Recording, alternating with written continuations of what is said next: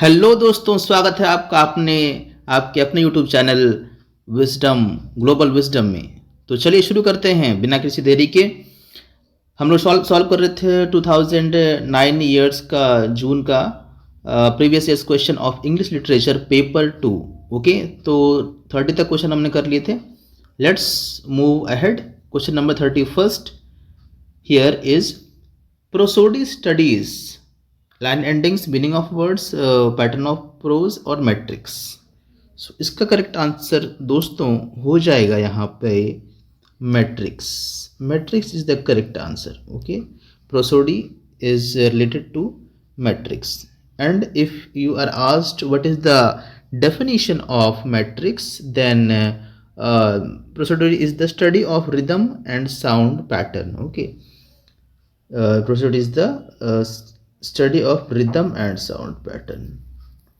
Rhythm and sound pattern. Okay, understood? Fine, I hope you have understood. Let's go to the next question. Question number 32 before you on the screen. आपके सामने ये रहा। Which of the following is a major Jacobean play? Everyman, Gorboduc, Romeo and Juliet, The Duchess of Malfi. Major Jacobean play is none other than the option The Duchess of Malfi is the correct answer, my dear friends. Okay, The Duchess of Malfi is the correct answer. And if I talk about Everyman, so it is a morality play of late 15th century, written by anonymous. There is no any proper writer mentioned in the literature. Okay, then about Gorboduc. Gorboduc is also known as Ferex or Porrex. Ferex or Porrex. Okay, so it's known as Renaissance tragedy and history play written by Thomas Norton and Sackville. Okay, and Romeo and Juliet, you know, written by none other than the greatest writer of England, that is William Shakespeare. William Shakespeare wrote the drama Romeo and Juliet. Okay, so answer is The Duchess of Malfi, written by whom? Written by John Webster. John Webster. Okay, Duchess of Malfi. Okay, fine. Let's move to the next question. Question number 33. Understanding poetry used to be a classic textbook that encapsulates the principles of new historicism, new Aristotelianism, new criticism, and the new left. So question number 33. If you know the answer, you can answer in the comment box. Okay, you can answer in the comment box. Question number 33 we are solving. So here option number C will be the correct answer, new criticism. Okay, understanding poetry used to be a classic textbook that encapsulates the principles of new criticism. It is coined by John Crowe Ransom. Coined by John Crowe Ransom. Okay, very important. So additional information, the term new criticism was coined by a literary critic and poet, that is John Crowe Ransom in his 1941 book The New Criticism. So there is a book with this name, The New Criticism, which outlined the principles of analyzing literature based on solely on its text. Okay, so based on the text, so new criticism has been propounded. Okay, fine. Let's move to the next question. Question number 34. Sorry. What century is variously called the age of enlightenment, the age of sensibility, the Augustan age, and the age of prose and reason? So which century is called? So we have to answer. So the answer of this question will be 18th century. Okay, 18th century is the right answer for this question. Okay, you can cross check it. 18th century is mostly is ends with the romantic. Okay, romantic, pre-romantic and romantic. Starts with the actually Augustan period, Augustan age, then pre-romantic. If I talk about 18th century, then Augustine's age, then pre-romantic, romantic, then romantic age. Okay, so these all lie in the 18th century of English literature. Question number 35, bit bigger question. Okay, no problem. Question number 35. Okay. What is the common to the following poems? Wordsworth's The Recluse, Shelley's The Triumph of Life, Byron's John Yuan, Keats' Hyperion. What is common? The question is, options are given. They all are elegies. They all are finished poems. They are all divided into cantos. They are woman-centered poems. So the correct answer for this questions will be option number B. Option number B. They all are unfinished poems. Okay. So the question you can see. So the common. Okay, these all are common. These all are unfinished poems. Okay, the poems that are mentioned here, these are all unfinished poems. You can make a note and you can use it for your further reference in your preparation. Okay, fine. Let's move ahead, my dear friends. Question number 36. Question number 36. Okay. Who among the following called the novel The Bright Book of Life? Question number 36. So D.H. Lawrence. It is D.H. Lawrence, option number A. Okay. D.H. Lawrence, The Bright Book of Life. Okay. So he called the novel The Bright Book of Life. As we know that D.H. Lawrence is a great novelist who wrote a lot of novels and he became very famous in the 20th century. Okay. So I think this was the very interesting question. Then let's move ahead to the question number 37. Question number 37, here we have, ripeness is all is a line from Hamlet, King Lear, Othello, or Macbeth. As we all know that these are all the comment in the box. Yes, my dear friends, I would like to ask this question. So what are these? Comment in the comment box. Okay, it's written by the very famous writer. These are all what? Please write comment in the comment box. Okay. So Hamlet, King Lear, Othello, Macbeth. Fine. So ripeness is all is this is a line mentioned in King Lear or in the King Lear drama. Actually, now I'm telling the answer. King Lear is a drama written by Shakespeare. These all are the dramas written by great dramas written by William Shakespeare. Okay, fine. Let's move ahead. Question number 38. You are Ananthamurthy's Samskara was written by himself, Girish Karnad, H.S. Shivaprakash, A.K. Ramanujan. So comment in the comment box if you know the answer. Can you guess? Yes, it is none other than option number D, A.K. Ramanujan. A.K. Ramanujan is an Indian poet. Timeline, if I talk about, then it is 1929 up to 1993.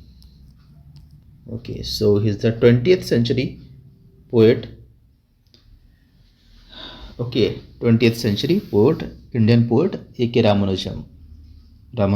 Okay, so this is the answer of this question. Fine. Moving to question number 39.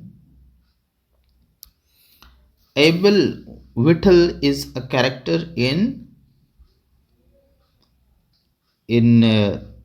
options: The Return of the Native, The Mayor of Casterbridge, Far from the Madding Crowd, Tess of the D'Urbervilles. So you have to tell the correct answer. If you know the answer, you can answer in the comment section. Okay.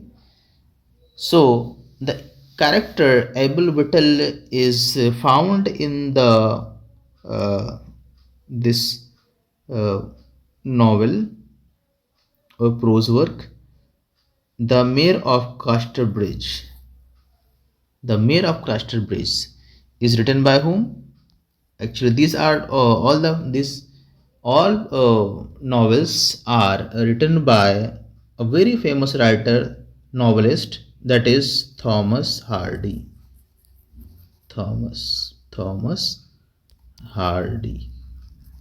Thomas Hardy, Charles Dickens, they are all a very famous novelist. You will you will come across as we move ahead. Different questions, okay, will come. You will see them as an answer. Okay, so these are the 4 novels written by Thomas Hardy. Abel Whittle is a character in the novel The Mayor of Casterbridge, written by Thomas Hardy. Next question, question number 40. Question number 40. In which eclogue of the Shepherd's Calendar does Spenser praise Queen Elizabeth I? January, April, August, November. So question number 40. So it says once again you can read the question. In which eclogue of the Shepherd's Calendar does Spenser praise Queen Elizabeth I? So the answer will be here April, which will be the correct answer. Okay, fine. There is nothing much to explain. Also, you may ask what is the meaning of eclogue. So eclogue is a short poem, especially a pastoral dialogue. Okay, containing a pastoral dialogue. So eclogue is a short poem or poem. Okay, so fine, hope you have understood. So moving to question number 41. Question number 41. So here the answer can be question number 41. Which of the following is not the opening of the well-known romantic poem? My heart aches and a drowsy numbness pains my sense. Hail to the blithe spirit, Margaret, are you grieving, or Golden Grove unleaving? The world is too much with us.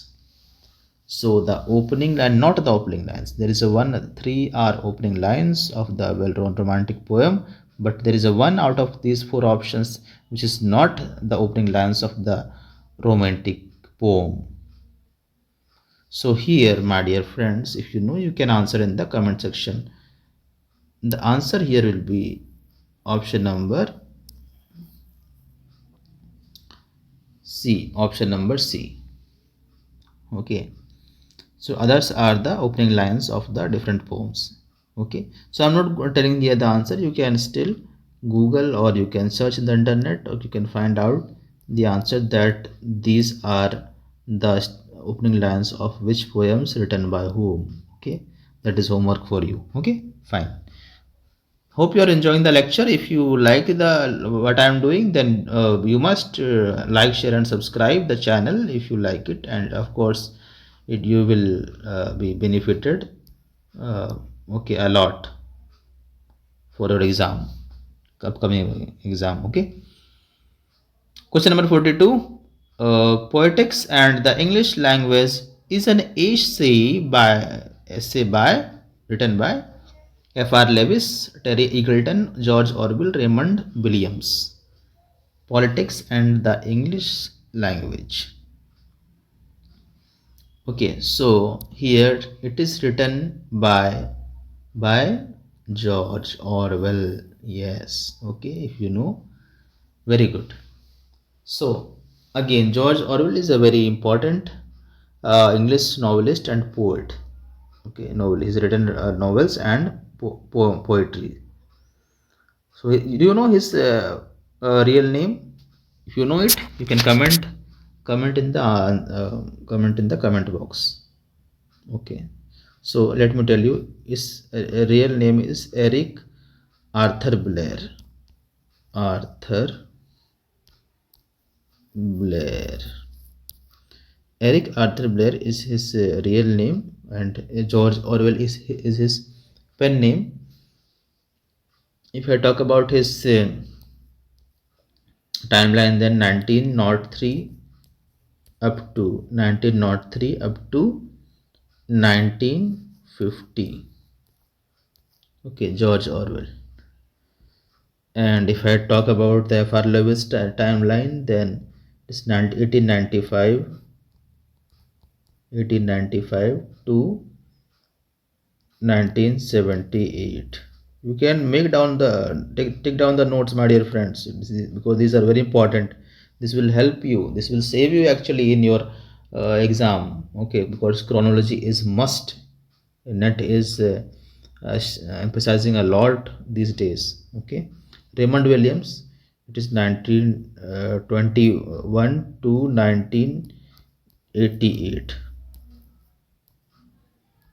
Okay, Raymond Williams. Then what is left? Terry Eagleton. Terry Eagleton, 1943. 1943. So you can check it. 1943. He is there. He's still writing. Fine. He's a critic.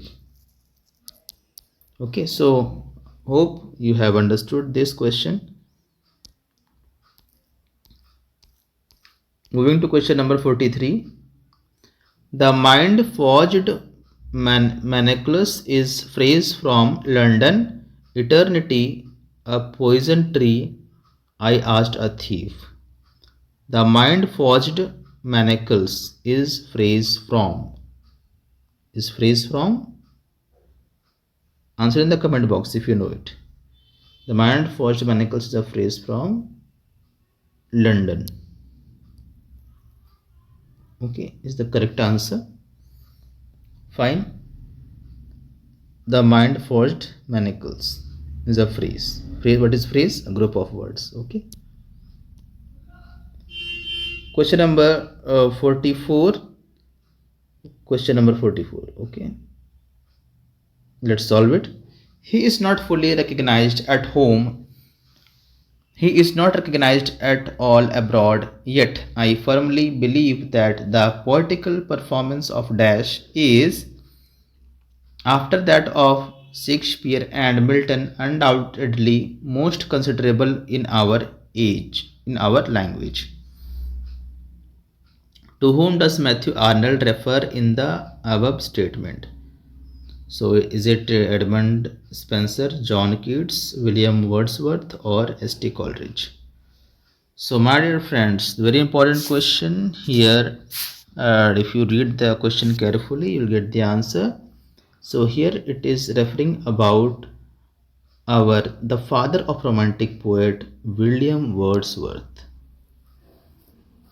Okay, you know William Words is the father of romantic romantic age or romantic period. Okay, so fine. And you know, romantic period is from 1798 up to 1837. After 1837, what is the period or age? Answer in the comment box. Okay, I hope you must be knowing it. Okay, 1837 to 1901. You can answer in the comment box what age lies. So here William Wordsworth will be there. Okay, W. Okay, by the way, let me tell you, this St. Coleridge, William Wordsworth, and John Keats, they are all are these three are lake poets or romantic poets. Okay, so last question of this session is, the Globe Theatre opened in given options which year? Yes, many of you must be knowing. You can answer in the comment box. It is 1599. The Globe Theatre opened in the year 1599 is the correct answer. Okay, take down the notes of it. Okay, my dear friends, so that's how we come to the end of this session. I hope you have learned and enjoyed the session. So like the channel, like this video, and you can comment whatever you ask. If you have any doubts, you can comment in the comment box, and do subscribe the channel to get the more updates. Okay, so when I will upload in the future, so you'll keep getting the videos, and you will prepare. You will have you can boost up your preparation. Okay, so all the best for your preparation. Okay, my dear friends, keep learning. Happy learning. Thank you very much.